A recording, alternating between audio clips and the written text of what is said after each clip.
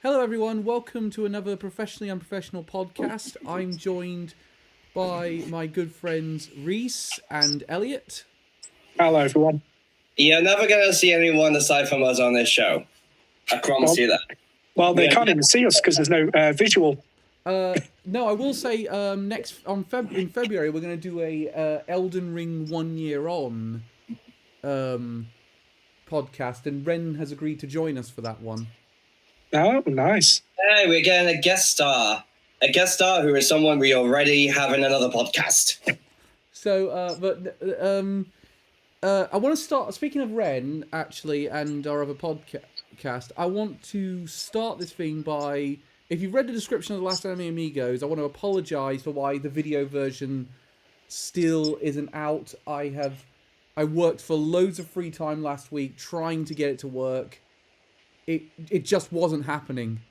Every time I tried, some of the footage was corrupted when I put it into my editor. I couldn't get all the things because of the way it was cut up by the new camera. It meant I couldn't get them all the audio to align with one another. Yeah, we were using a new camera. It wasn't very good. It wasn't very good. We'll probably try to test the next one before the next. Yeah, in fact, in fact, the next podcast we're actually considering having multiple cameras film it. But you can see us from multiple different angles. Sort of, but so that's an update on that one. I do apologise. I tried everything within my power to get it to work, but that's quite all right, Carl, because it's not like the people are clamouring for the visuals. Oh, come on. They need to see our faces. They need to see how fatter I get within every video. So, now, we were waiting for the June Direct. It's kind of happened, but in multiple parts. What I had heard in the middle of this month, which I was hoping wasn't true, but it's now turned out it is true, is that Nintendo doesn't want to join in with everyone. They want to do their own thing, and they want to split up their announcements throughout the summer. So we've had the Xenoblade Direct last week, which made that game look really good.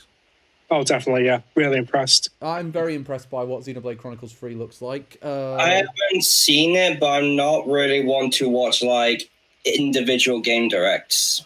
Really. I will say, if you were worried about spoilers, it was actually very good about avoiding it. Yeah. Didn't tell us much of what we didn't already know. I will say, I like the look of the new hero system. Yeah, it's really good. That looks like a more smooth line version, like the blades from Xenoblade 2. Yeah. So then we still follow the whole gacha system with the blades. No, it's getting rid of the gacha system. Oh, yeah, it's going back to Xenoblade 1 when it was more fixed party members. That's good because I didn't mind the blade system from 2. I didn't like how certain side quests were hidden behind certain blades that were difficult to get. That being said, I loved which one's the girl with the thunder hammer? Oh yeah. Yeah, I loved her side quest. Let's talk about this one. It was they announced for the first time since October of 2020, we were getting a mini partner showcase. Really? Has it been that long? That was the last time we had a mini partner showcase. Oh, yeah, that's crazy. And they also announced this one would be longer than every other one, because the longest they'd gone was the October one, which was just under 20 minutes. This one was, they said it was going to be approximately 25 minutes. It's actually turned out to be 26 minutes long. Yeah, what I found even more surprising was this is the first time we didn't get it live streamed. It was just uploaded straight away. Well, they did that with all the partner showcases bar one prior to this. Which kind of screwed over a couple of streamers doing reactions, because from what I've heard, some people were going in some streamers who were reacting to it. Some of the viewers went straight to the end and spoiled it. Yeah, no, that happened. And it didn't also help that that some of the companies that were putting things in this direct posted their press announcements at the time the Direct uploaded. Yeah. So I knew what the final trailer was going to be in the Direct prior to have. That being said, that trailer, we'll get to it in a bit. I didn't because I was a good boy and didn't go on Twitter during the Direct. Well, I forgot to. I subscribed to Nibel and I have him on alert. I forgot to turn off the alerts. That's why. Just put your phone on. Just put your phone on Do Not Disturb. That's how I communicate. But I use Twitter to communicate with you two during these things. But let's talk. What was your feelings going into this Direct, guys? Because a lot of people were very, very pissed when this got announced to be a mini partner showcase.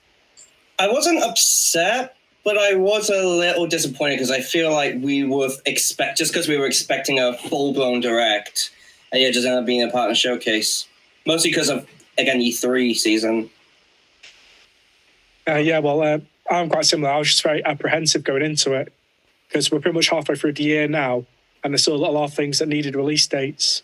Yeah, I grant you. Yeah, no, and there was a few things. Like, I was a bit half and half initially in the day if, say, Bayonetta 3 was going to be in this one. But then I sort of went partway through and thought, look, even Bayonetta 3 has a release date for 2022. It's not in this showcase. Because Nintendo considers that... Nintendo's completely publishing that.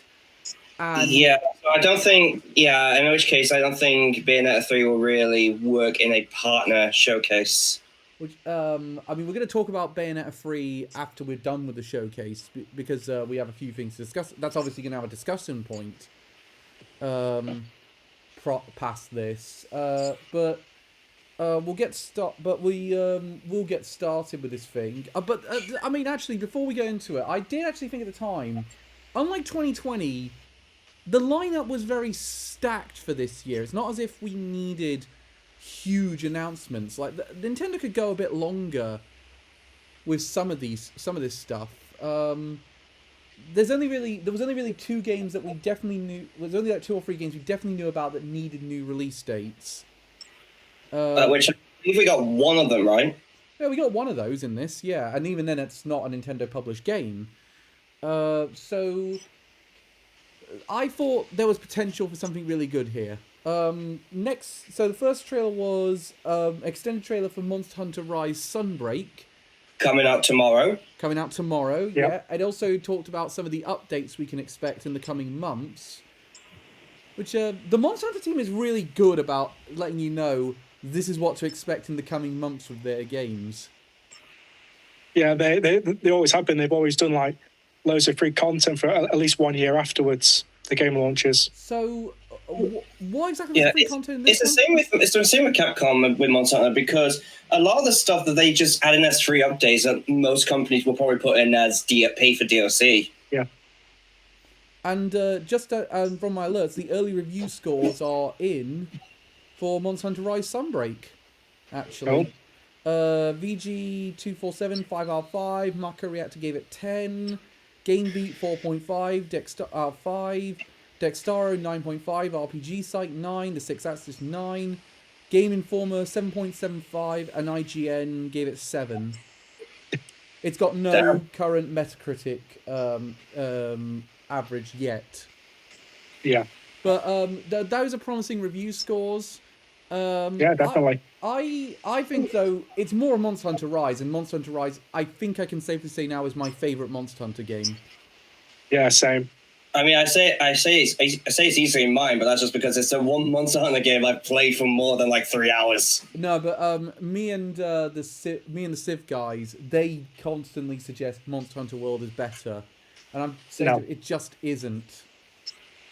I haven't played Monster Hunter World, but from what I have seen, I think Rise just has a few better things in it. I think the reason that I know reason one particular member of the group didn't like it was they didn't like the accessibility options that were for the new players. Yeah. Which annoyed Why? me. Because he thought that took away from a lot of the Monster Hunter strengths. But I thought that but if you say that, but I didn't get into Monster Hunter World because those things weren't there. These things are here now, and as a result, I can really get much more into it. Like, I love the the Palamutes are the best thing about this game. For example, Oh, definitely, yeah. Absolutely, yeah. like just It being does able- make me feel a bit bad for the Palicos though, because they're never used. Or Oh, at least no, not used often. I use them occasionally. I always like to train because I got a Palamute called Rin and a Palico called Sari, and I often swap back and forth over which one I'm going to use because I like to keep them both leveled up. Plus, Sari is a really good healing type Palico. Normal players do use Palicos exclusively because they're way better for speedruns and doing damage. I see, yeah, but the other I just use Palamute because riding on Fluffy Dog for the win. yeah. Was there much in this trailer? In this trailer we didn't know about other than the free updates, Reese. Well, we just got the showcase of a few monsters returning, like the Bezel Geese. That's getting its variant coming in, which it was only a silhouette last time, and the Shagaroo Magala, which everyone already knew because the Gore Magala was announced. And that's and those two go hand in hand. And that's not a monster you can talk about in polite company because of its name. Yep. Incidentally, I mean, I'm not going to stay out till midnight to play Monster Hunter Rise, but I will have a good play of it before a sunbreak before stream tomorrow. I would say I'm looking forward to playing it tomorrow, but I won't be able to because my monster rank is still very low. Yeah, and you need to beat the final boss of the main story in order to access the sunbreak stuff. Yeah. I just haven't played it in a while. Like I still think the game is fantastic. I just haven't got around to playing it in a while. Well, Sunbreak does have its demo out you can try, and that's been really good. I don't think I will be playing it for another while because I'm currently playing through 3 Houses and 3 Hopes. Oh, bad news here. Blizzard Entertainment has acquired Prolatrate, the developers behind Spellbreak. It's a team of 100 people, and they will help people working on World of Warcraft and the upcoming Dragonflight expansion. So, basically, they bought the studio and turned them into a World of Warcraft support team. I do not know what Spellbreak is. I'm not too familiar, but it does feel a bit weird. I kind of would like if Blizzard are going to buy these studios to it be they're now going to be owned by Xbox as well, but it just be. I mean, at the very least, you could say it's not nearly as bad as Activision buying with Toys for Bob, just making them another Call of Duty studio. Or Vicarious Visions getting absorbed into Blizzard. Yeah. Stop taking good things away from us, Activision Blizzard. Screw off, Bobby Kotick. Well, he can't now because he's been re-elected by the shareholders. Yeah, I know. He's back in. He's back in. That's why Now, the good news is he can't get away with a lot of his... I think Phil Spencer has said he's not going to get away with a lot of his shit when he's answering to him. And I think not. And I think Phil Spencer is going to be a man of his word and hold up to that. Yeah, from what I've seen, Phil Spencer. No, Phil Spencer does seem like an upright guy. I'm very certain he's gonna like try and get Activision Blizzard to be better. Yeah, it's definitely in his talking, and I get a sense that when he was talking about the future of their relationship prior to the acquisition, that was basically kind of mob talk for cut it the fuck out. Yeah. Well, something needs to be done about Diablo Immortal, because have you guys heard the new good news? Oh yes, something they've really done something decent now, haven't they? No, there's a new, even more of a whale gimmick baked into the code to fully max out your character now. If you have good luck, it's going to cost you roughly $500,000 for one character. Fuck! Yeah, the maths has been worked out on Reddit. For Christ's sakes. I'm more wondering who does this maths. I like to know. I'm someone who kind of plays some of these gacha games. Like I play Final Fantasy Brave Exvius and Shadowverse. Yeah, like I don't. And that's pissed me off. Yeah, like I don't like some of the new microtransactions that are in Fall Guys, post going free to play. But at the same time, One, I've been rewarded for my early loyalty, so they've given me a bunch of shit for that. And also, it's not the worst. It's not the worst thing ever. That really is the worst thing ever. So it's microtransactions and gotcha stuff is not inherently bad. It's how it's used. I feel like I feel like considering how off track we get with this kind of talk, I feel like we should make an entire episode on like the whole gacha system and stuff like that. The problem is I don't think I play enough of those games to really talk about. I mean, we should definitely consider it, seeing what the state. I mean, you don't need to play them. I think just do research on like the best and worst ones. Like for example, as I said, I play Shadowverse and Final Fantasy Brave Exvius. Those are alright. I think we should consider it. But also, Cal, you do technically play one because you play Magic the Gathering. Oh, yeah. Every pack is technically a gacha. Yeah, completely. And I play Arena. That means you play one as well, Reese. You play Digimon. Yes. So, shall we? Let's move on. Next announcement was one I heard. I heard there was a possibility of this, but I also thought I'm not sure that's real. But it is. I never thought this one will be a possibility. No, I heard Platinum were really excited for the idea of doing this, but yeah, Nier Automata is coming to the Switch. It's called Nier Automata, the Yohai edition or something like that. It's the end of Yoha edition. Yeah. End of Yoha edition. It comes October 6th. It's going to be 1080p in dock. 1080p dock, 720p in handheld, and it's going to run at 30 FPS. And now, I love the idea of playing Nier Automata on the go, but 30 FPS might be a deal breaker for me. Don't know about you guys. I just have no idea how they managed to get it to run natively and not a cloud version. What do you think? What do you think, Elliot? Because you really like the Nier games. Would you bear with Nier Automata at 30 FPS on the go? I feel like it will be doable because it is a hack and slash game with like a lot of like bullet stuff. But yeah, so it would probably be. I do feel like it would be. So it would be. I don't know what I'm saying.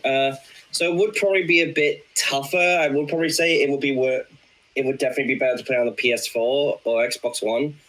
But I don't think it would be a major deal breaker. I do still feel like that it could work on that. Well, I'm curious how it's going to run, considering that the PS4 version is the only one that kind of came out the gate smooth. It didn't run too well on PC at first, and it didn't run too well on Xbox One either. Yeah. Because I even had the PS4 Pro before it broke, and sometimes the fan was really going on it. Yeah, this is a game that will push a system. Yeah, so I have no idea how it's going to run on the Switch and just not melt it. I think I'm going to wait to see what people say about Nier Automata I think I'm going to do the same thing with No Man's Sky.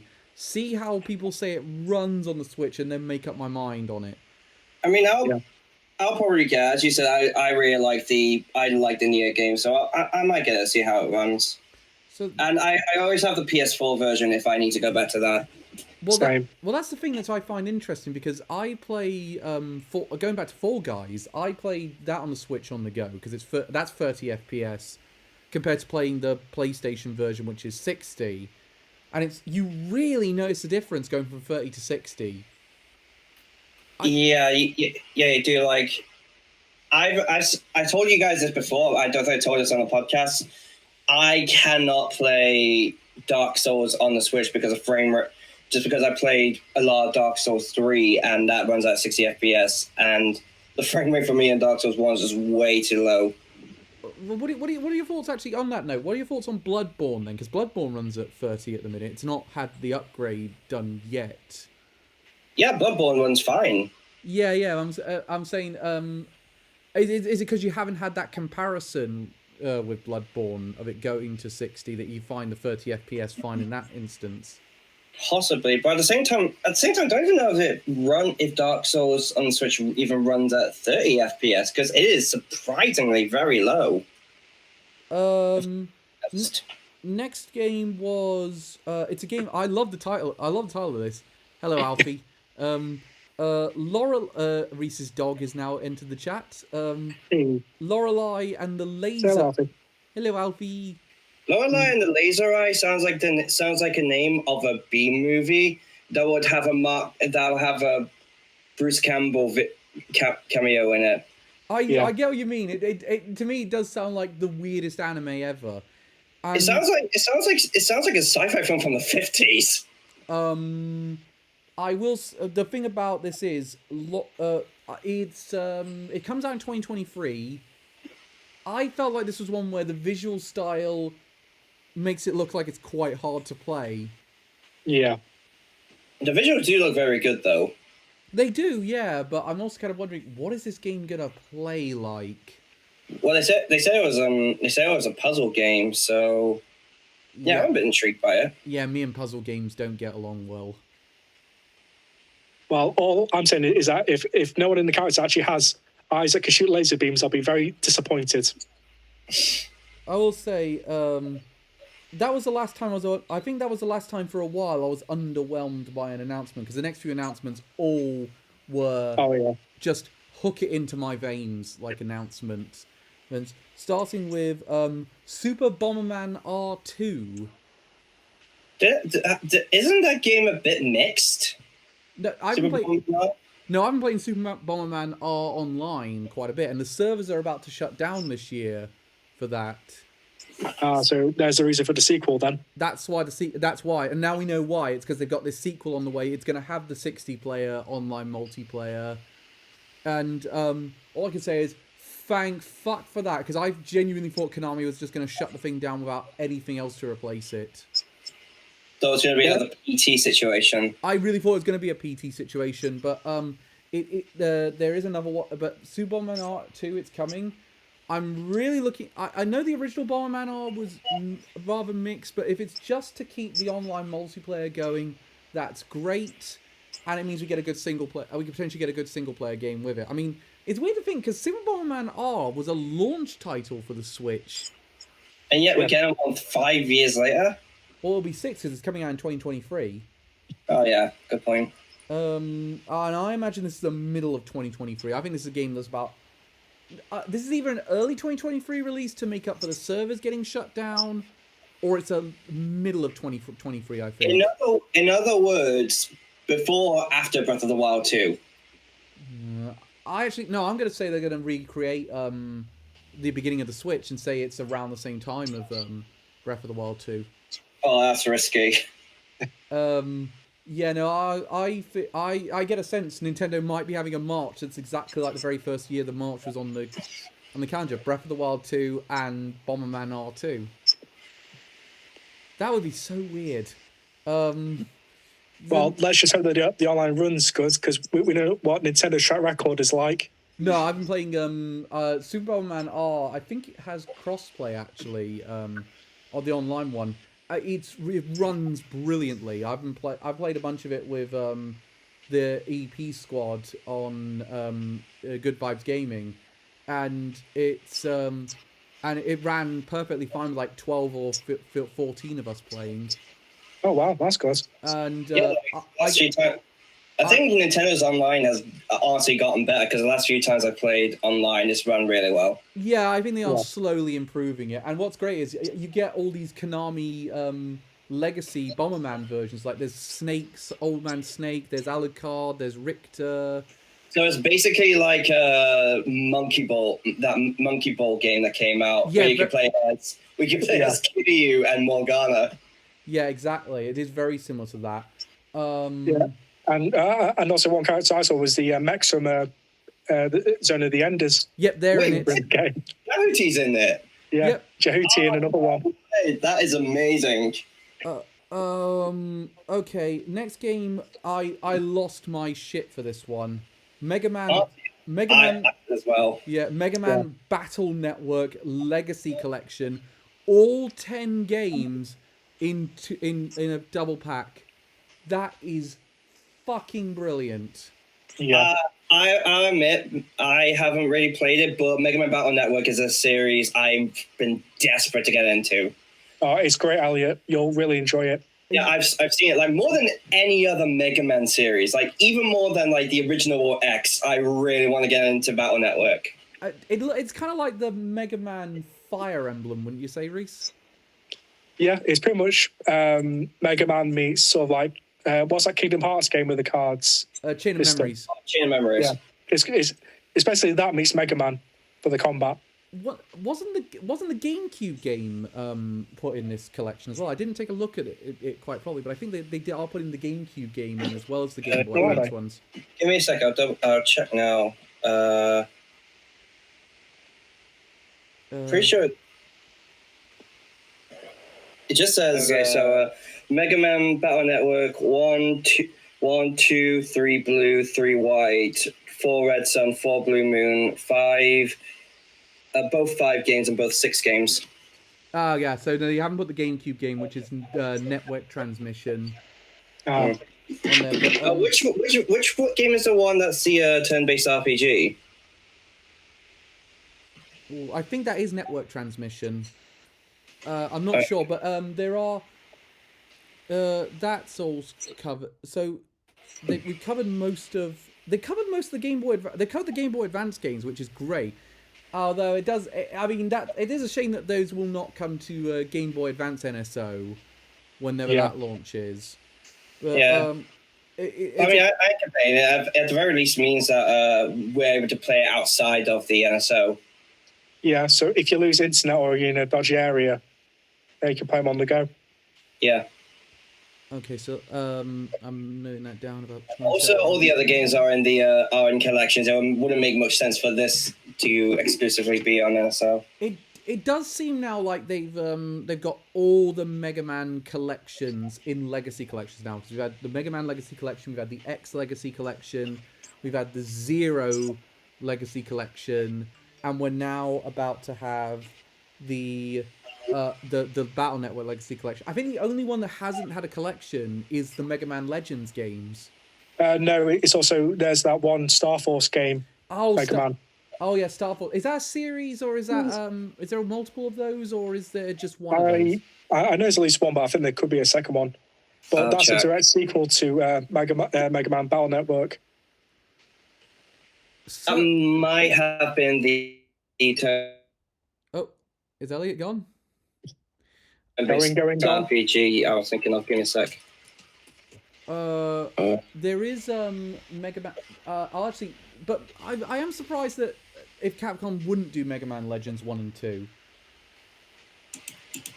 Oh, so yeah, I think there was 2 at least. Oh wait, there are 3. 3 of them, right? So those are 2 collections you could do right now. You do the Mega Man Star Force collection. You do the Mega Man Legends collection. Yeah, because Battle Network was the Game Boy. Star Force was for the DS. Yeah, that's right. So, I mean, I'm dead excited for it. Unfortunately, it's a 2023 release, so we're going to be waiting a little bit to play it. But it's better late than never. Yeah, definitely. I will say, when it comes to these games, though, they have said that the physical release is going to come with it's going to come in 1 collection, and the digital will come in 2. Yeah. Now, I'm not entirely trusting of that. I think it'll be half the collection's on the cart and the other half's in a download code. Yeah, I feel quite similar to Crash Insanity. Yeah, I think it is a bit similar to that. I think we're so I'm on that basis. I'm going to get the digital versions, I think. Yeah, I'm going to go digital. I'm going digital. Well, we have got Digimon out in a month as well. Yeah. Just for Xenoblade 3. How are you going to balance your time between Digimon and Xenoblade? I have no idea. You will not see me for the entirety of August. Except at Anime Con. I mean, you're better going to be hearing me from this one because I'm playing Neon Y and Three Hopes while also watching Berserk. You are not going to be hearing from me at all. Also, incidentally, how far are you into Free Hopes, Elliot? Just got to the time skip. Okay, that's interesting. I'm 8 hours in. Here's the thing. It was delivered to my mum's last week, but no one was in, so I had to pick it up on Monday from like a shop that it was delivered to. So anyway, incidentally, next one. This is speaking of August. Next one's coming out in August, and it's really is a hook it into my veins game. Pac-Man World Repack. Who saw this coming? I didn't see this one coming at all. Me neither. Holy shit! I mean, have you guys ever played Pac-Man World 1 or 2 on PS1? No. No, I've seen a gameplay of it, but I've never played it myself. It's so good. Like, it's a really good platformer, and to see this modern retake of it is great. I mean, you know those new Pac-Man designs for that awful kids show? Oh yeah. God, I cannot get the theme song for that fucking kids show out of my head. The worst bit is it is terrible. And like it's the worst opening song to anything I've ever heard. I hate that model. I love the new the fact they've just basically taken Pac-Man straight out of Smash Brothers and put him in this. Yeah. The one thing I'm a bit surprised by is that we're only getting the first game. Like, we don't have, like, a collection of all three. I think 2 and 3 will come down the line. I think they want to test the water. I think Namco want to test the waters. Do people actually want this? And then as soon as it sells very well, say, okay, let's get to work on 2 and 3. That being said, I did not see it coming, and it's really good. I mean, August 26th, I love the idea of this one. I am so getting this on day one. Definitely. I'm looking forward to it. I have played the original PlayStation 1 version, so it's going to be interesting to sort of go back to it and play it out. Next game, this one I really like the look of. It comes out in February 2023. It's called Blank. It looks adorable. It's a silent puzzle adventure. Wow. I'm recording. So it's an it's also published by Gearbox, who do Borderlands. That's a weird mashup. It's Gearbox doing it. I wouldn't have thought of that and said Gearbox. Yeah, I've got the end of the trailer up at right here, and it says Gearbox Publishing. Oh yeah, it is. Hey, you're back, Elliot. We just point out it's Gearbox. We just point out, Elliot, it's Gearbox that is publishing the game. The publishing Blank, really? Yeah, it's Gearbox. Yeah. I really like the look of this one. It's like this beautiful snowscape puzzle game. Yeah, it seems to me like it's Nintendo's answer to Journey, if you remember that. Yes, I do remember Journey quite well. It's the I remember the creators of it actually appeared in an Adam Ruins Everything segment that they got a lot of shit for. Oh really? Yeah. I love the look of it. I'm wondering, is this going to be a co-op game or just one player? It is, from what I've heard, it's a co-op game. Good. Yeah, I think they said co-op in the trailer. Oh yeah, did they say? So shows how much attention I paid to it. Lucky you. You will have a. What about I mean, it looks amazing. It's a long time off because it's February, but at least they gave us a bit of a window for that one. Yeah. I can't get over the art style. It just looks so good. Yeah, it does. It really looks good. Really looking forward to that one. Next game. Yeah, I've just gone through the trailer with subtitles on. There's local and online co-op. Excellent. So that'll be worth it. But yeah, I think this is I think this might be the ending of this might be a get your tissue box ready type ending. Boy. I have a feeling like a Brothers: A Tale of Two Sons or something like that. I'm gonna keep an eye out for that one. I don't want this to be like an indie game that I put to the back of my mind and then buy like a year after it comes out. I really want to get this when it comes out.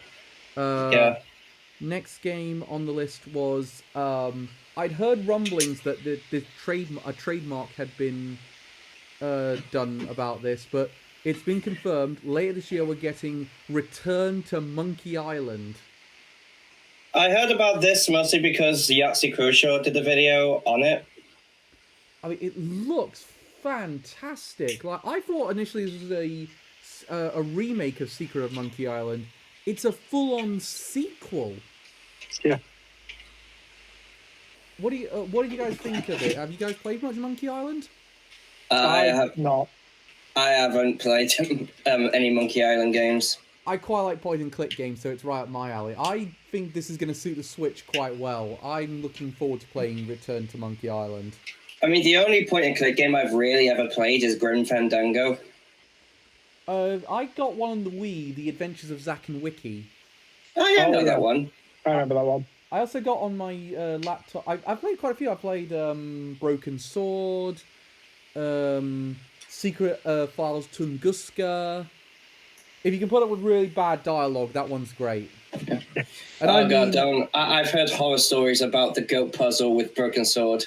Oh, yeah, that one's bad. And Tunguska actually has a bug in it that means you can't complete the final part of the game. Oh, God. It's fixed now, I should say. It is fixed now in future patches. And, like, the Switch version runs perfectly fine. But it is that one. And, seriously, if you can... I think point-and-click games have been a really underutilized genre. I'm glad there's some comeback for this. Yeah, definitely. Yeah. Monkey Island's one of the progenitors of it. I really hope this does well. I got a weird feeling this might get pushed to 2023, to be honest. Yeah. I think if this was definitely making 2022, they would have a concrete release date in this presentation. I don't know why they didn't have one and just said, yeah, it's coming later this year. Next game... Well, this is the one that leaked the night before because this series can't catch a break.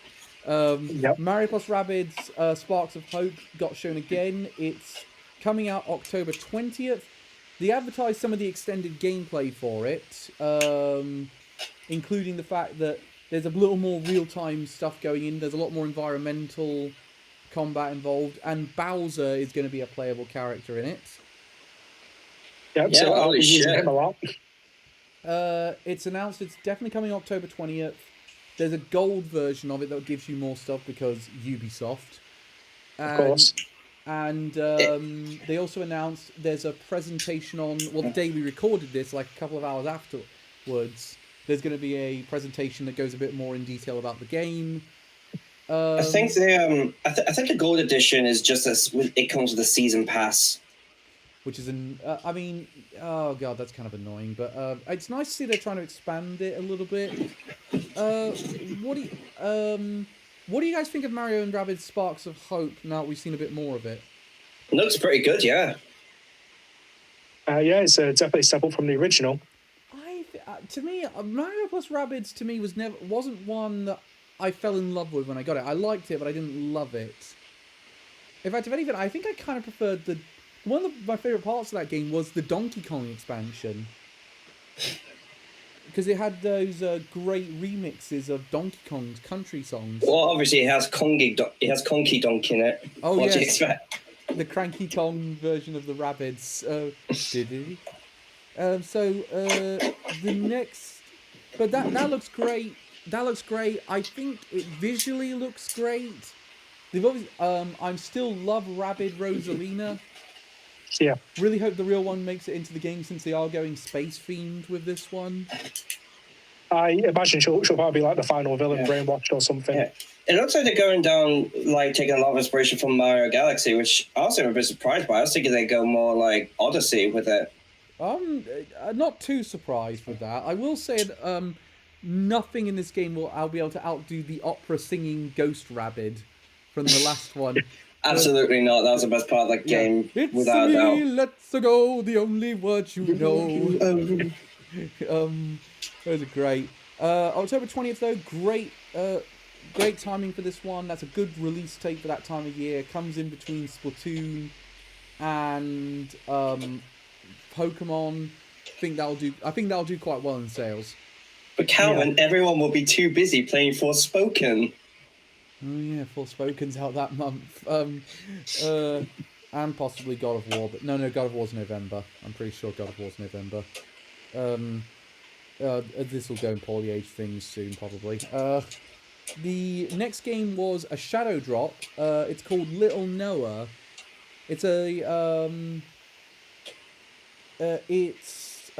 what it is basically. It's a roguelike game that's published by Cygames that does the Grand Blue Fantasy. Yeah. And fun fact, also do Shadowverse. They also do Shadowverse as well. It's not a gotcha game. It is a complete roguelike, but I bought it and played it, and it's really good. Oh wow, okay. Like, it's really good. It's if you like roguelikes, this one will be right up your street. It's really addictive. The visual styles remind me a hell of a lot of Bravely Default. Yeah, it is very similar. It's also quite visually similar to Final Fantasy Crystal Chronicles, in my opinion. Our favourite game that got remastered. Oh yeah, don't talk about that. Oh remaster. Boy, the one game that got us restarting the stream 4 times. I don't think we even played it for an hour. I'm actually going to buy 4 link cables to the GameCube and the game, just so I have an experience of playing that game properly with you guys. I don't care how much money I got to spend. I will fucking make it that we can play Final Fantasy Crystal Chronicles on the GameCube.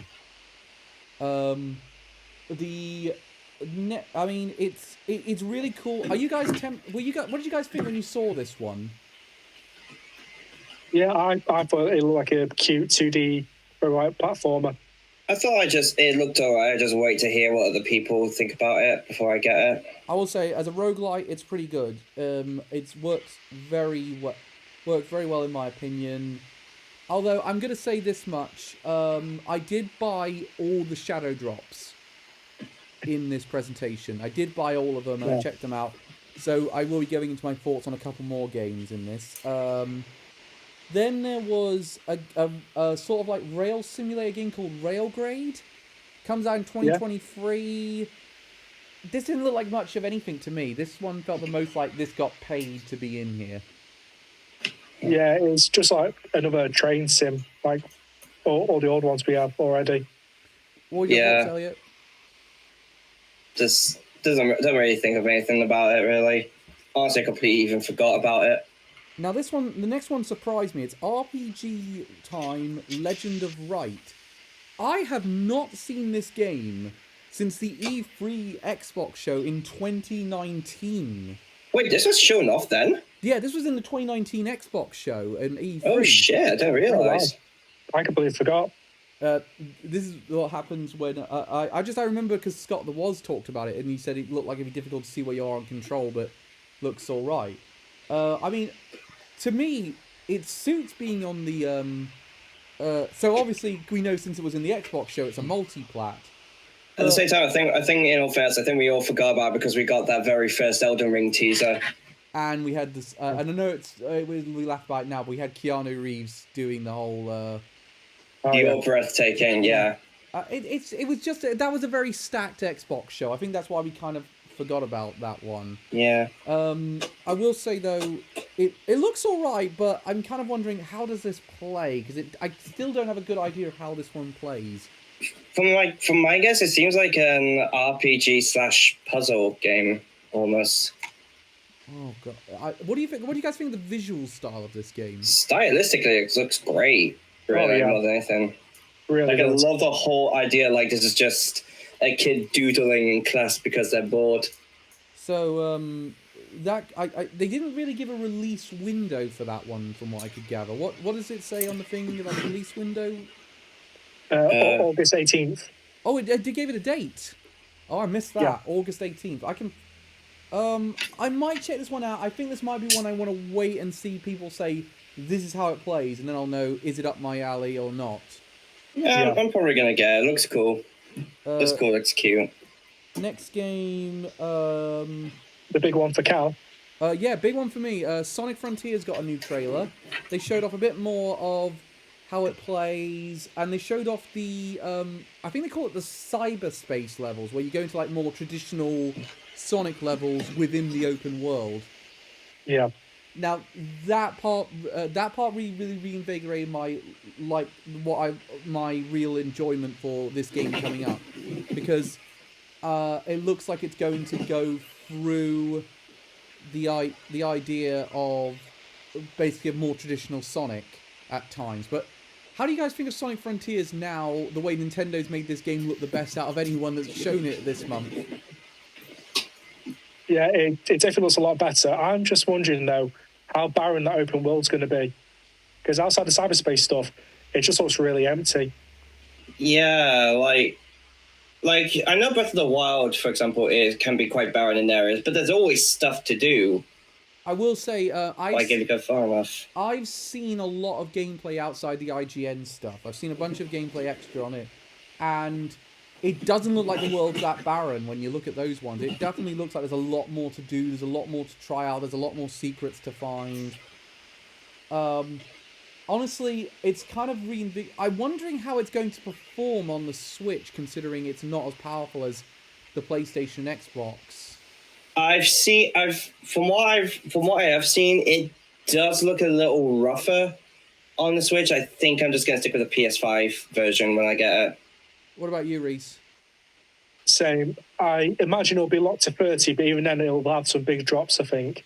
Yeah. Frame rate wise. I want to play Sonic at 60 FPS. I really want to play Sonic at 60. I'm probably going to get the Xbox version.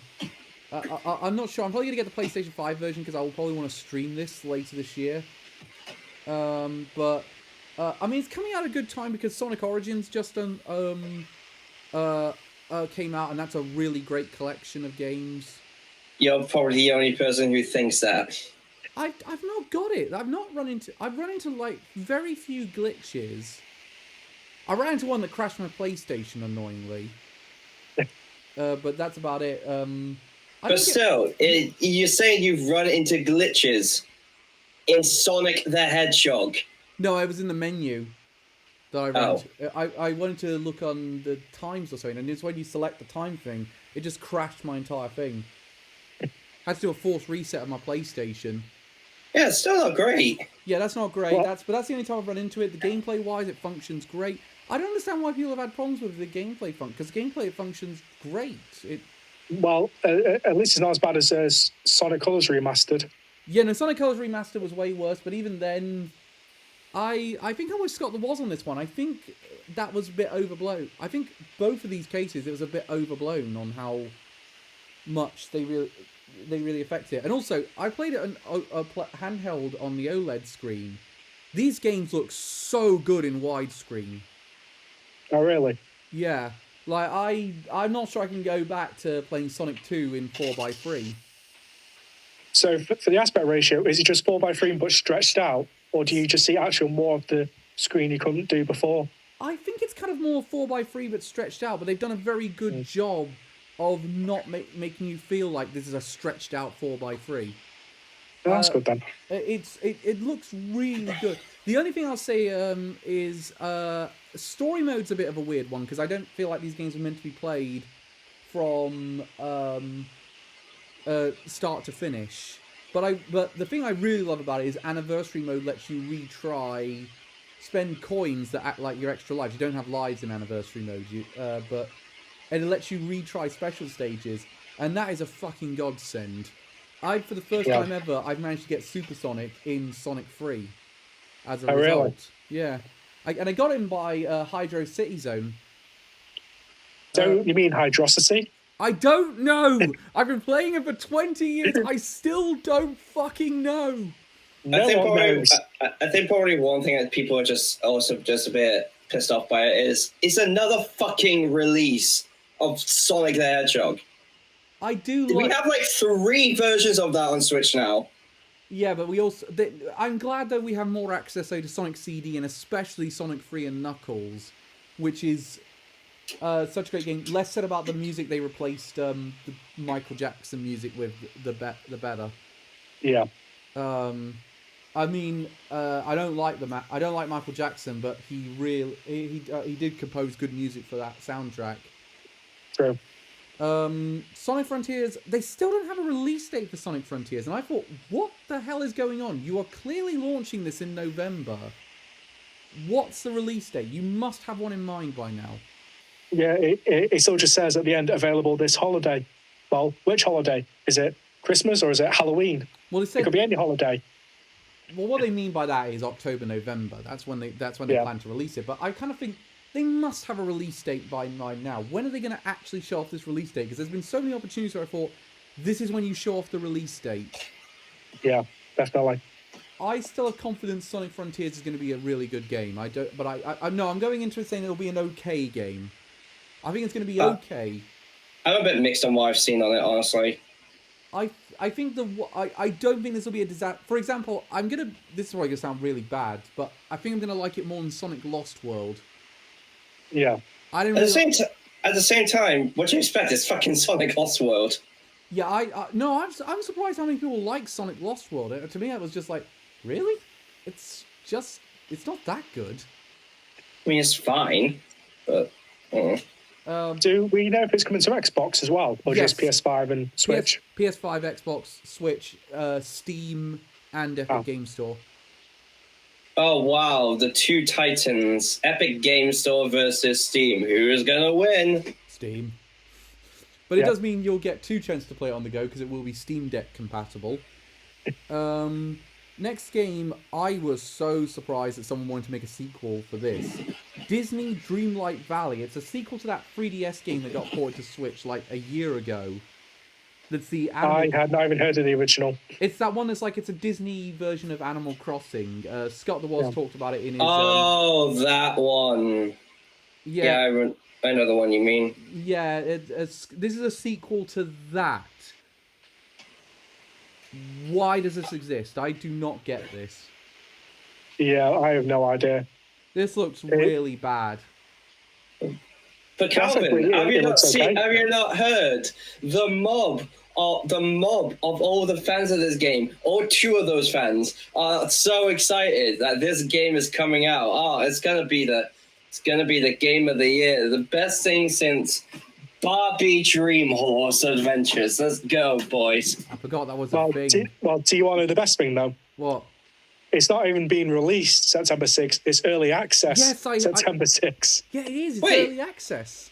Yeah, it's early access on Switch. Since when does Switch do early access? That surprised me. No idea. That's a Steam thing. That's not. I thought it was just a Steam thing. What the fuck? Yeah. That is a bizarre decision. I'm skipping this one. Fuck that. Same. Then they showed a new trailer for Live Alive, which is kind of the exception to the rule since this is being published by Nintendo. But if it is being here, says to me, I think that means it's being published by Square Enix in Japan, and it's being published by Nintendo in the West. Because that's why Hyrule Warriors was in the one in October, because that was being published by Koei Tecmo in Japan, not by Nintendo. So it is. Yeah. It does qualify for the partner showcase idea. They announced a few more details about it, and that they were bringing out a demo that lets you play the first few They play the first chapter of 3 of the characters, with your save data carrying over to the main game. The ones they give you are the near future, the far future, and Imperial China. I played a bit of Imperial China. It's a really good RPG from what I've played so far. Oh, really?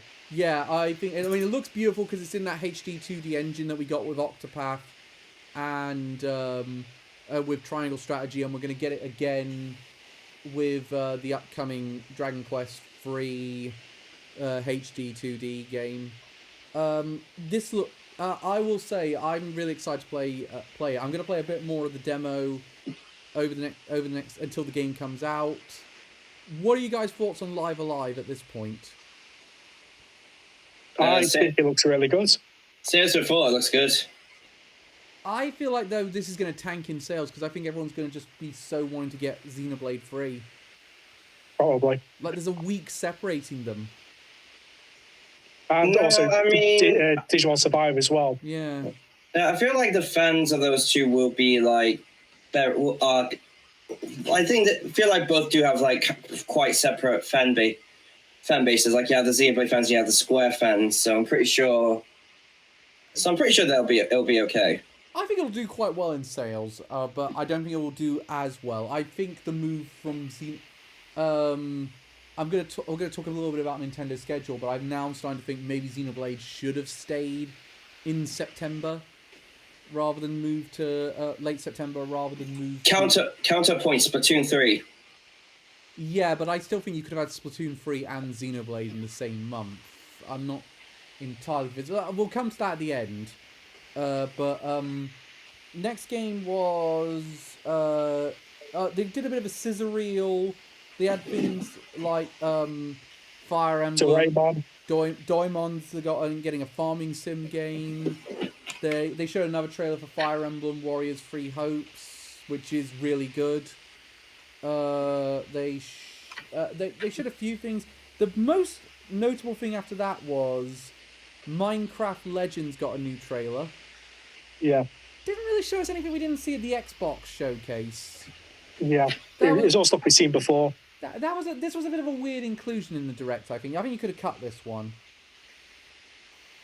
Don't know about you, Elliot. What are your thoughts? I'm not a big fan of Minecraft. I'm a pass. You are a big fan of this one, though, I think. Dragon Quest Treasures. The thing that surprises me most is it stars Eric and his sister from Dragon Quest XI. Yeah, this is a spin-off that we've heard a lot about for a while. It's coming out December 9th. Looks really good.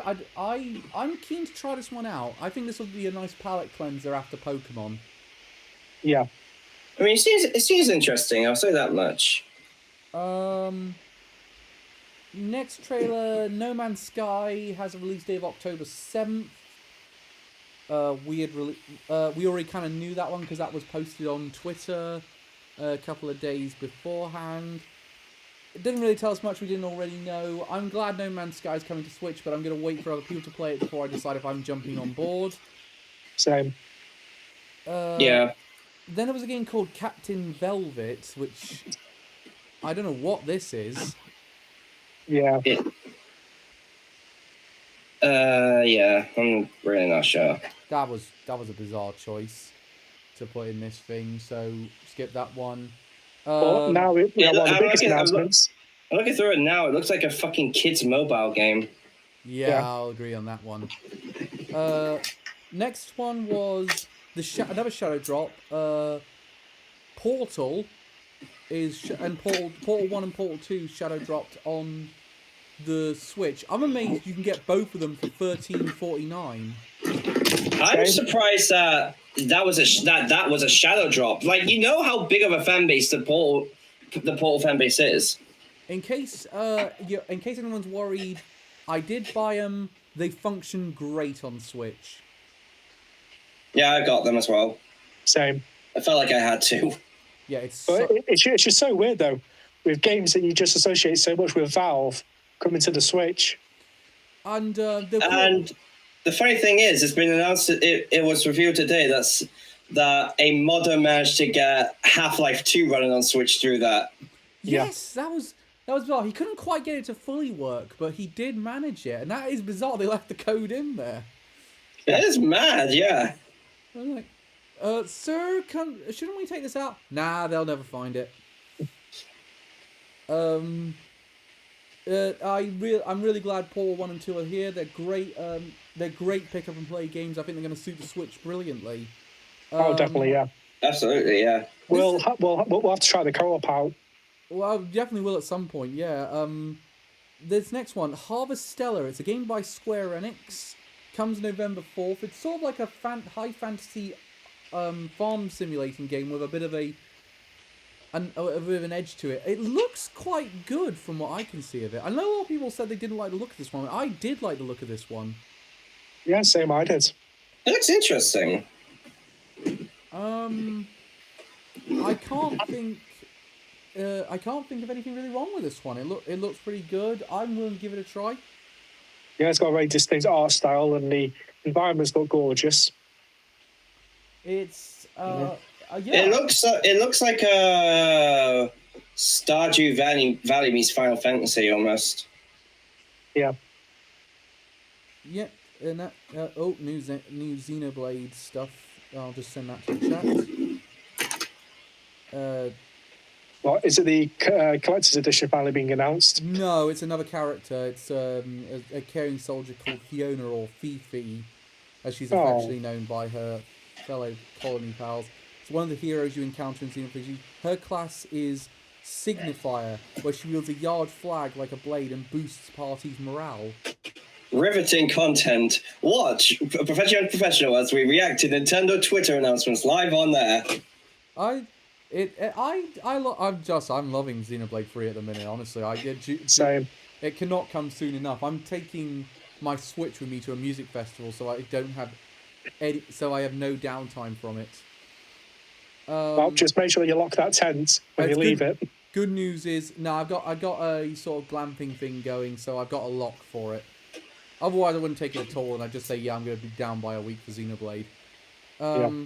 Next, but then we come to the final announcement. It was the announcement was the final announcement, and Morgana showed up on screen to announce. So Cal was very excited. Shut up.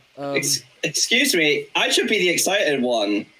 Oh yeah, Persona 5 is only my favorite game of all time. And it might be mine if I'm honest. But Persona 5 Royal comes to Nintendo Switch day and day with Xbox and PlayStation 5 with these new re-releases.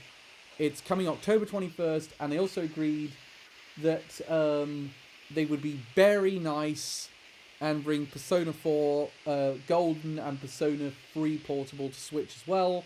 That confirms it. Persona is now on all 3 platforms for now. I wish we got the Direct before the Microsoft Showcase, because I promise I would have been way more excited than I am. Like, because let's be honest, when we saw the Microsoft Showcase, we kind of all thought, okay, they're coming to Switch now, aren't they? Yeah, I think it was a bit undercut by that one. I think it would have made. I think if they did the reverse order, it would have been, holy shit, they're coming to Switch. We would have said, yeah, but Xbox is not going to get a deal. Then it would have been more of a big deal. Holy shit, even Xbox are getting these games. Yeah. Yeah.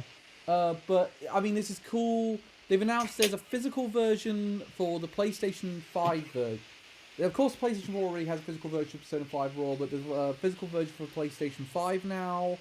There's also going to be a physical version for the Xbox One and Xbox Series X and the Switch. But Persona 4 Golden and Persona 3 Portable are digital only. Yeah, which is a shame. It is. I would love to get the portable versions of both of those. Oh, sorry, the physical version of both of those. Sucks, but at least they're coming out, I think. Yeah, I'm very happy. I'm desperate to play Persona 3. Yeah, I've never played Persona 3. I really want to get around to trying that one out. I've seen the film of it, but I've never played the game. I have the manga. I have the first volume of the manga for it. I mean, and you are getting the best version of that game with Portable. Yeah. I'm glad that Persona 4 and Persona 3 are coming in 2023. Persona 5 is October 21st on the platforms that didn't already have it. I will be picking up physical version for the Switch. Oh yeah, definitely. Same. I'm excited. I'm not sure if I'll do a full playthrough on my Switch, but I'm very excited to play Persona 5 again. Oh, I'm definitely getting it on my Switch. That's going to be a day one purchase.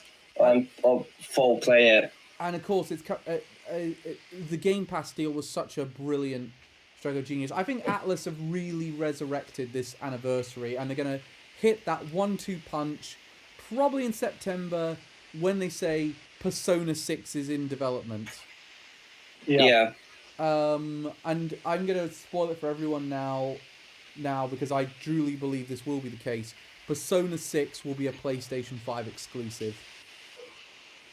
Yeah, I'm certain it will be. Reese, do you want to are you got a rebuttal to that, or do you believe I'm correct and Persona 6 will be a PlayStation 5 exclusive? Yeah, I agree. There'll be an exclusive, or at least a timed one for several years. Or at the very least, it'll be PS5 and PS4. Yeah, I think Sony is going to get their checkbook out, and they want to keep Persona being associated with their brand. Like I love the Persona games, But it does feel a bit weird that they're not on a PlayStation brand anymore. They're not that PlayStation exclusive anymore. I mean, technically, 1 and 2 are. 1 and 2 are, yeah, and I was hoping that 1 and 2 would get a bit more love with this anniversary than they have done. There's still time, but I don't think it's happening. I'm not surprised they haven't. Honestly, I mean, when people think of the Persona games, it's always 3 to 5 because they're like, that's definitely where they got more of their personality rather than with Revelations, Persona, and Persona 2, which were mostly just another Shin Megami Tensei game. I can play Persona 1 on my PlayStation Mini, so it's not as if I'm cut off from that one at the minute, but I mean, it's a great deal. I'm so looking forward to it. I thought that was a really great final announcement for the Direct. Yeah, definitely. So before we go into like Nintendo's year and what we thought was missing, what do you guys think? I'll start with Reese and then go to Elliot. What do you think of this partner showcase? Reese, or start with you? But I thought it was probably one of their best ones. Elliot? Yeah, same. I thought it was really good. As partner showcases go, this is clearly the best one. But as a full direct, taking it all in that stride, I'd say it was a B. Like, there were a few things we just went, no, this doesn't really hit, or why is this here, and you could have cut this out. For one thing, I think there was too many 2023 games, or games that could slip into 2023. I felt like those didn't need to be talked about here. You could have waited till September to talk about them. Yeah. I also thought some of these announcements were a bit obvious. And I like a lot more surprise in Nintendo Direct than obvious. Well, so you were expecting the Laser Eye game? Yeah, I more meant pleasant surprise. But, So you were expecting Mega Man Battle Network? Yeah. Or Pack World? Okay, fine. I give you. There was a lot of surprise in this one. A lot more than I was expecting. But it was kind of like there was stuff like Monster Hunter Rise Sunbreak and Live Alive. I was kind of like, these could have been Twitter drops. I mean, you could have tweeted, like, they did not need to be in this Direct. But if it gets more eyes on them, it's something. I think one of the biggest problems with the partner showcases prior to this was, with probably the exception of the Monster Hunter one, they more than ever sort of showed off what glorified adverts Nintendo Directs were. And they really felt like it with those early partner showcases. It was just like, we're contractually obligated to advertise these games, just throw them out there. This one doesn't really have that feel. It does feel like Nintendo has put a lot of effort into this. So third party wise, and I'm going to say Bayonetta doesn't count in this one. So we'll throw that to one side. Third party wise, was there anything you guys thought should have been here, could have been here, or should have been here that didn't show up? I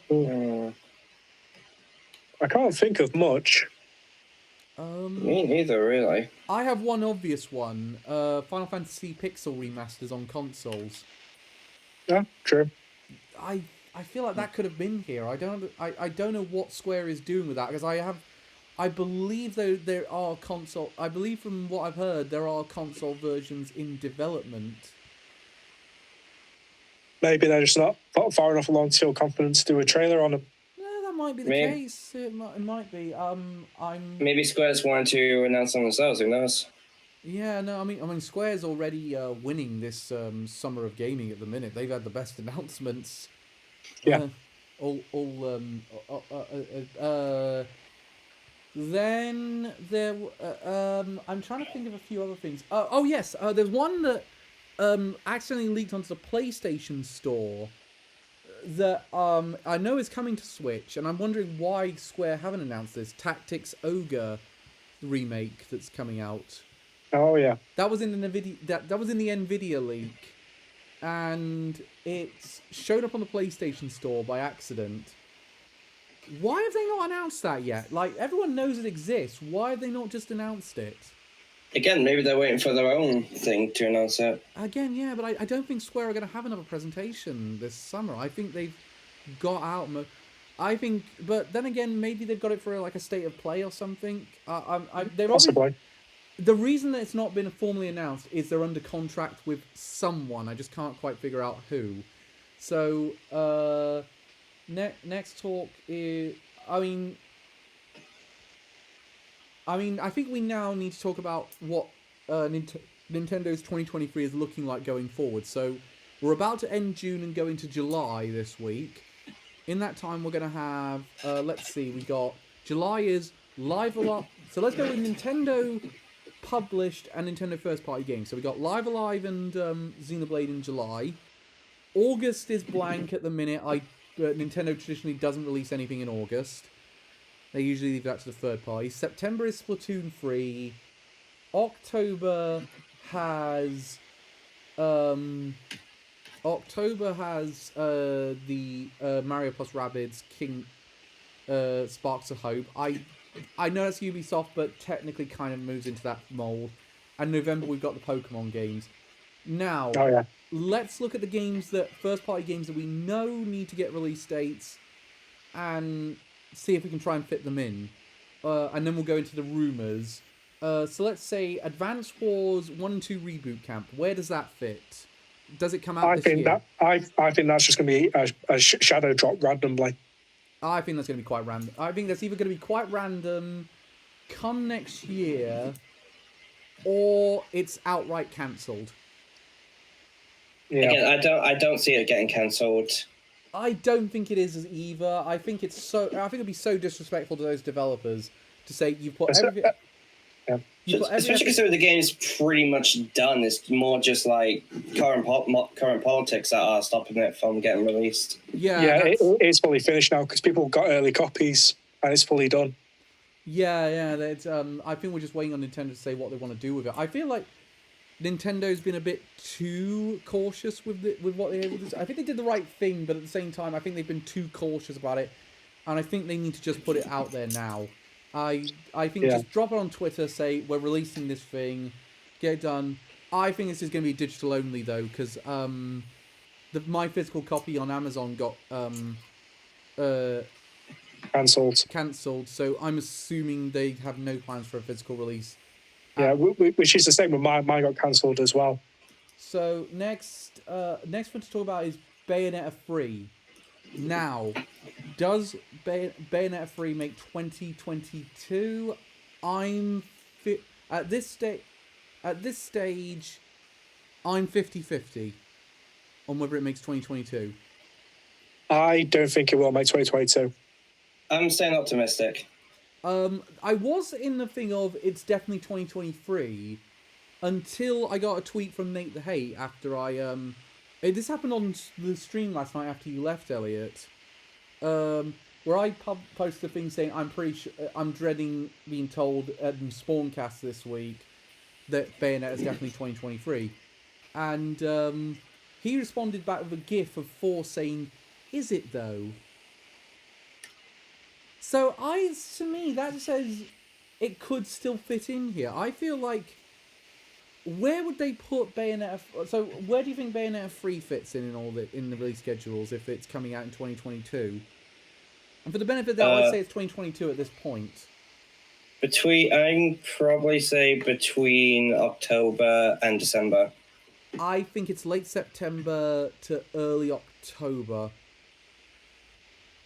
I don't see any place it fits in very well. What about you, Reese? Do you think let's assume that it is coming 2022? Where do you think it fits at the minute? I think if it is going to, they'll probably release around Halloween time. I think. What, just after Mario plus Rabbids, like a week after that? I think so. That would be a weird placing for it. I think that's. But the Mario plus Rabbids first game wasn't that long. I will say, Jeff Grubb, I listened to his podcast last night, and he also suggested he thought Bayonetta 3 would make 2022. So he's very confident. From the sounds of it, Nate's quite confident that it's not a definite it's been delayed yet. So I'm actually with Elliot. I think I'm a bit more optimistic than I was yesterday on it. I think it might make 2022. I'm just saying I'm 50-50 at this point. But until I think if it is delayed, they need to tell us sooner rather than later. Yeah. What about? Let's go to rumors though. So let's say Jeff Grubb is right. Metroid Prime HD is coming in November. Do we think that's correct, or do we think they might be off with the release date of that one? I think it's still off. I would have more faith if we'd actually seen like anything official, like a teaser or. I think we're going to see it. I think we're going to see a bit more in July. I think they might do another mini that focuses more on first party stuff in next month. We could always have a Metroid mini, but they show off Prime 4. No, Prime 4 is even further along than I thought it was. It's even further off. Yeah. Than I thought it was. From what I've heard, the plan is they're going to release them in short chunks. Metroid Prime 2, 3, then we'll move on to 4. Okay. Which is a weird way of doing it, but apparently that's what they need to do. I don't. I mean, at the same time, it's been 10 years since the last Metroid, so it does kind of make sense. I feel like Metroid Prime 4 is now not even going to make the Switch. I think it's the next console. Yeah. Especially because it's restarted development like twice anyway. So next, that leaves Wind Waker and Breath of the Wild, not Wind Waker and Twilight Princess collection. Does that come out this year? I think if it does, it'll come out before Breath of the Wild 2 to build hype. I think it has to come out this year because where are you gonna put? Why would you put it out next year? Next year, Breath of the Wild 2 is definitely coming out. Like I'm very confident in saying that it's not going to be pushed to 2024. It could come out around the summer next year if it does. I don't see why you would do that though, because I feel like people are still going to be hyped on. The reason they've held Wind Waker and Twilight Princess back was for that time when they couldn't get a Zelda game out. This is a year they can't get a Zelda game out. If they don't bring it out this year, this is the first year we wouldn't have a Zelda game on the Switch. That would be very, very weird in my opinion. But I mean, the thing about these is where would you put Breath of the Wild? Not Breath of the Wild. Where would you put Wind Waker and Twilight Princess? Like you could put it in. Until this Direct, I thought it was late September. But I'm now thinking. I'm not so sure because I think that now might be Bayonetta 3. Where do you guys think it might be placed? I think more towards November, December to build hype over Christmas for Breath of the Wild 2. It depends on if we get the Metroid Prime remake this year or not, if you ask me. All right, so you think if you think one of those games will come out around November and then another one will come in January, or say, for example? No, I'd say more one comes out in November, the other probably comes out around summer next year. Okay, yeah. Well, if that's the case, I think you were right the first time. I think it's Metroid November, Wind Waker, Twilight Princess next summer. That would certainly fit well. I could also see them both release and maybe put Wind Waker and Twilight Princess in December. Maybe that would be an interesting way of doing it. Whatever happens, I feel like it's a very stacked year for the Nintendo Switch.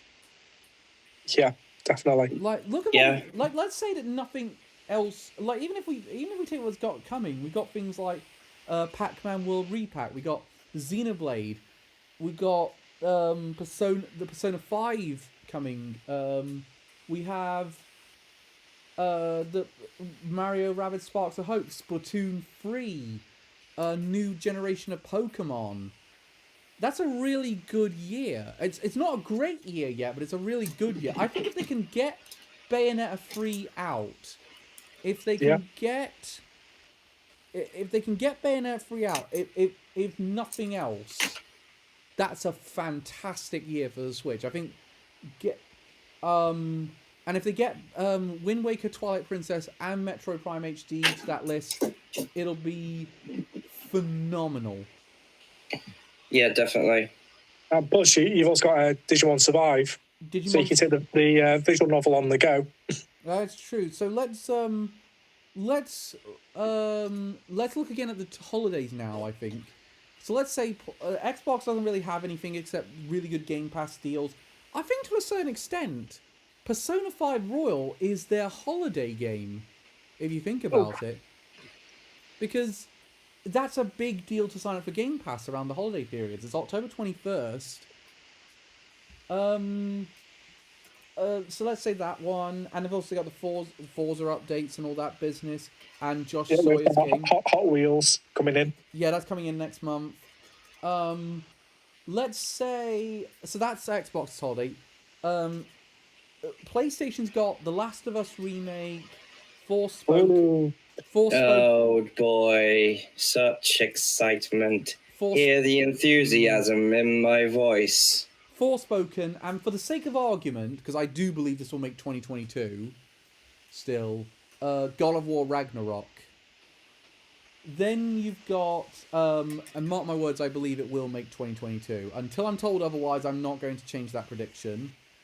And for Switch, we've got, at the minute, I'm not going to add anything because I want to wait for announcements on this one. You got Splatoon 3, Mario Rabbids, and Pokemon. Who do we think has the strongest holiday? I'll go with Nintendo just for the backing of Pokemon. That's going to be massive. Yeah, I'd probably say Nintendo as well, honestly. I think Nintendo as well, but that being said, I'm wondering will our minds change when God of War Ragnarok gets confirmed for November or something like that?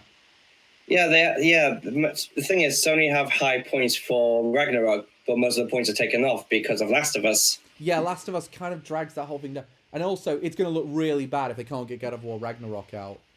Yeah. You think, I mean, it's not going to look as bad as the fact that that Square couldn't get Kingdom Hearts to work on Nintendo, but they could get Nier Automata to work on it. And they can get Crisis Core to work on it. But, that would be a bad look. I think... And keep in mind, Nintendo's could get even stronger in the next few days. I feel like PlayStation, the only way they're going to get any stronger is if they announce God of War Ragnarok. To counterpoint with Nier Automata, I feel like a lot of that with the Switch port would have been from Platinum rather than Square. Okay, yeah, I'll grant you that one. I'll grant you that. What do we think though for Square? I feel like Nintendo will have the strongest one no matter what, because I think the only place Sony can go now is Ragnarok, and I don't think that's enough to boost, especially if Nintendo adds Bayonetta 3, Metroid Prime, and the Zelda collection on top of all of that. Yeah. So, who do we think's won the non-E3 this year? Who's won? Which company do we think had the most hype by the end of all of this? Because I've got my pick. It's kind of tough because Nintendo did have a lot, however, at the same time, Sony with Final Fantasy 16. I'm going to chalk that more up to Square than Sony, to be honest, on that one. And I'm going to say Square Enix won.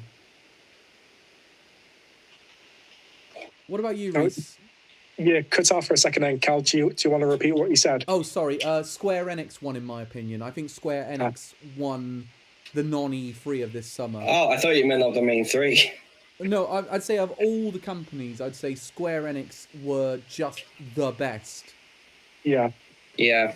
Like, as an individual company, it's definitely Square Enix. Like, even in their own presentation, they had a really hype presentation because they had things like all their Final Fantasy VII stuff looked amazing, and they really highlight what a great deal we're going to get next year from Final Fantasy overall. Yeah, definitely. Yeah. So, of the main three, I'd personally go Nintendo, just off the back of Xenoblade 3. I'm going to go with the main three, Sony. I think Sony had a really good presentation overall. It's close. I'd probably say Sony. Again, just because of Final Fantasy 16. I mean, that trailer was awesome. So, I would say... So, we've got to obviously get off because we've got to watch the Mario and Rabbids presentation in about 2.5 hours. But we will see you probably soonish, because I suspect Nintendo might have another Direct down the line where they will talk about some more of their releases coming out this year.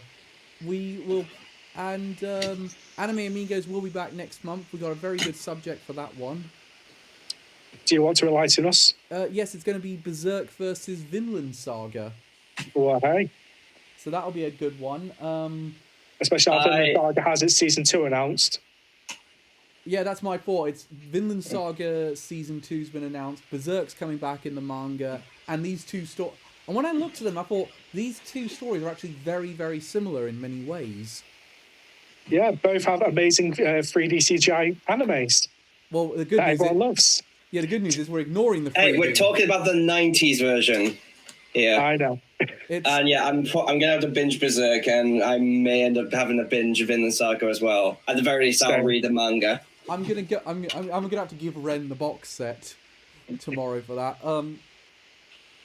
So we're gonna be back with that. And as I say, we're also looking into a few other ideas.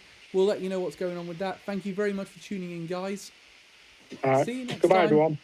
Yeah. Take care.